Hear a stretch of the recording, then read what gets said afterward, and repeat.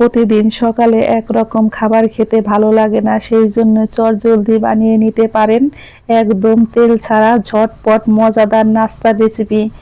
যদি মাঝে মধ্যে অন্যরকম খাবার বানিয়ে নেওয়া যায় তাহলে কিন্তু খেতে বেশ ভালোই লাগে। আজকে আমি বানিয়ে দেখাবো একদম তেল ছাড়া মজার একটি রাভা আমপামের রেসিপি নিয়ে। আর এটা বানানো ভীষণই সহজ, খুব হেলদি, এতটাই জালিদার আর এতটাই নরম হয় বন্ধুরা, দেখে অবশ্যই বুঝতে পেরেছেন। বাচ্চারা কিন্তু খুব সহজে খেয়ে নেবে আর বড়রাও কিন্তু মজা করে খাবে। তার সাথে তৈরি করে দেখাবো আজকে আমি স্পেশাল একটা মজাদার বাদামের চাটনি। আর দেখতেই পাচ্ছেন বন্ধুরা এই নাস্তাটা কতটাই ছিদ্রযুক্ত হয়েছে আর এতটাই নরম হয়েছে। এই বাদামের চাটনি দিয়ে খেতে হয় কিন্তু বন্ধুরা অসাধারণ মজার। দেখতেই পাচ্ছেন আমি কিন্তু হাতে মুঠ করাতেও কিন্তু এতটাই নরম আর এতটাই সুন্দর হয়েছে। চলে যাব প্রস্তুত প্রণালীতে। আমি এখানে নিয়েছি 1 কাপ পরিমাণে সুজি। আমি কিন্তু এই বাটিটা মেপেই দেখাবো বন্ধুরা, 1 বাটি পরিমাণে সুজি নিয়েছি। আর নিয়ে নিব আমি হাফ বাটি পরিমাণে চিরা। চিরাটা কিন্তু আমি ধুয়ে জল ঝরিয়ে রেখেছি। এখানে আমি দিয়ে দিব পরিমাণ মতো লবণ আর দিয়ে দিব 1 চামচ পরিমাণে চিনি। আমি এখন দিয়ে দিব হাফ কাপ পরিমাণে টক দই।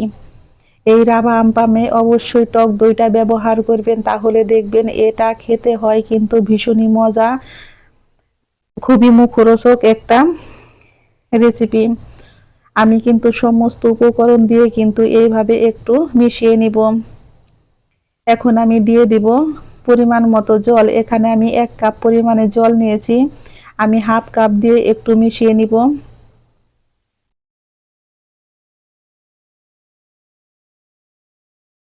এখন আমি দিয়ে দিচ্ছি আরো হাফ কাপ।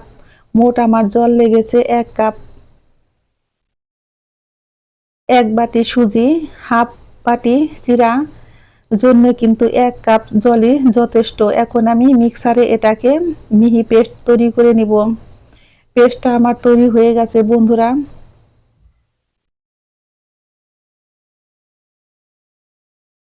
এখানে কিন্তু আমি আর কোনো জল ব্যবহার করব না, দেখে অবশ্যই বুঝতে পেরেছেন এটা কতটা ঘনত্ব হয়েছে। আর এরকম ঘনই থাকবে। চামচ দিয়ে আমি দেখিয়ে দিচ্ছি বন্ধুরা, এই ডোটা কিন্তু খুব বেশি পাতলাও হবে না আবার খুব বেশি ঘনও হবে না। এখন আমি দিয়ে দিব হাফ চামচ পরিমাণে একটু বেকিং পাউডার। অবশ্যই বেকিং পাউডারটা দিবেন, আর বেকিং পাউডার যদি হাতের কাছে না থাকে তাহলে 1 প্যাকেট আপনারা ইনো দিয়ে নেবেন। এখন আমি বেশ ভালো করে আবারও একটু মিশিয়ে নিব। এখন আমি ঢাকনা দিয়ে ঢেকে রেখে দেব 10 মিনিট। ফিরছি বন্ধুরা 10 মিনিট পর। আমার ডোটা কিন্তু একদম পারফেক্ট ভাবে রেডি হয়ে গেছে।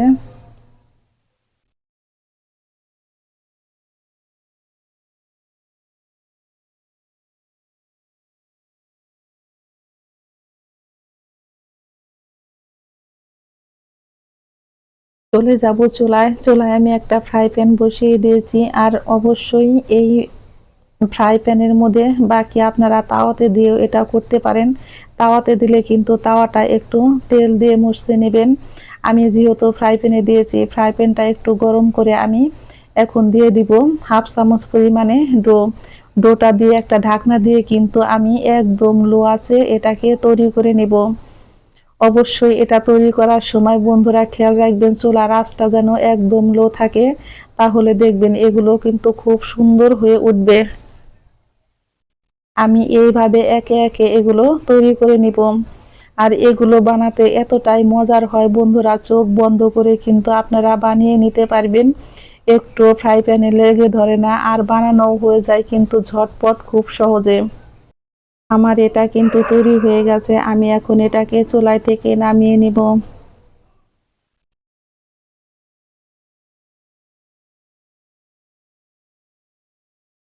দেখতেই পারছেন বন্ধুরা এগুলো কতটা জালিদার হয়েছে।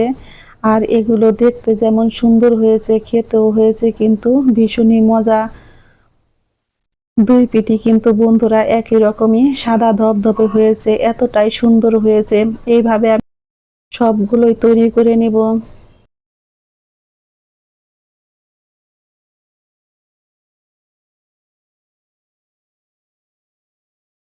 যখন দিবেন তখন কিন্তু চুলার আঁচটাকে একদম লো করে দিবেন, আর আধা চামচ করে দিতে হবে। চামচটা বড় হলে, আর চামচটা যদি ছোট হয় বন্ধুরা তাহলে 1 চামচ করে দিবেন। এটার ঘনত্ব কিন্তু বেশি রাখবেন না, খুব বেশি মোটাও না আর খুব বেশি পাতলাও না। যদি এরকম পারফেক্ট ভাবে ডোটা তৈরি করেন বন্ধুরা, সমস্ত আম পামগুলোই কিন্তু এরকম জালিদার হবে। দেখে অবশ্যই বুঝতে পেরেছেন।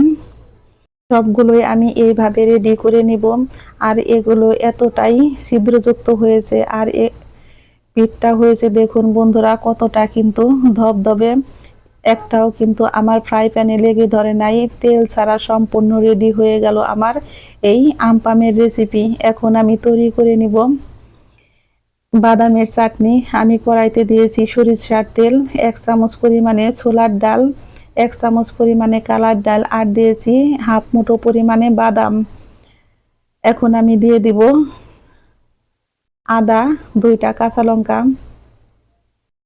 চুলার আঁচটাকে কিন্তু লো করে দিয়ে তারপরে আমি এই চাটনিটা ভেজে নিব।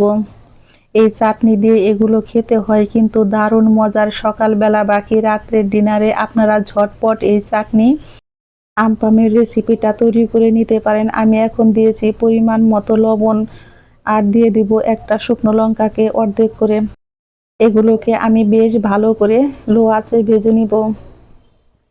আমার এগুলো ভাজা কিন্তু হয়ে গেছে। চুলায় থেকে নামিয়ে আমি ঠান্ডা করে 1 চামচ চিনি দিয়ে মিহি পেস্ট ব্লেন্ডারে তৈরি করে নিব।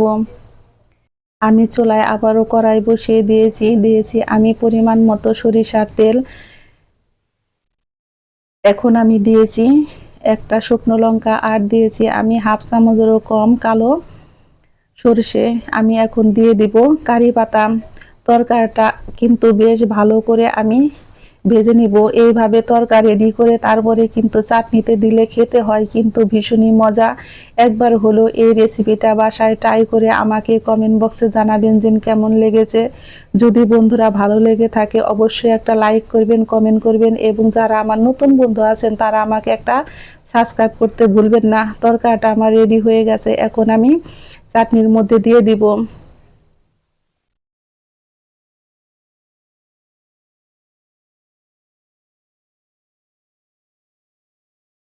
এখন আমি এটাকে একটু মিশিয়ে নিব।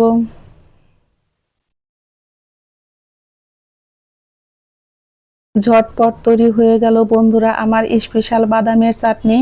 একবার হলো আপনারা রেসিপিটা ট্রাই করে খেয়ে দেখবেন। আশা করি একবার খেলে আপনারা রোজ বানিয়ে খেতে চাইবেন, এতটাই মুখরোচক।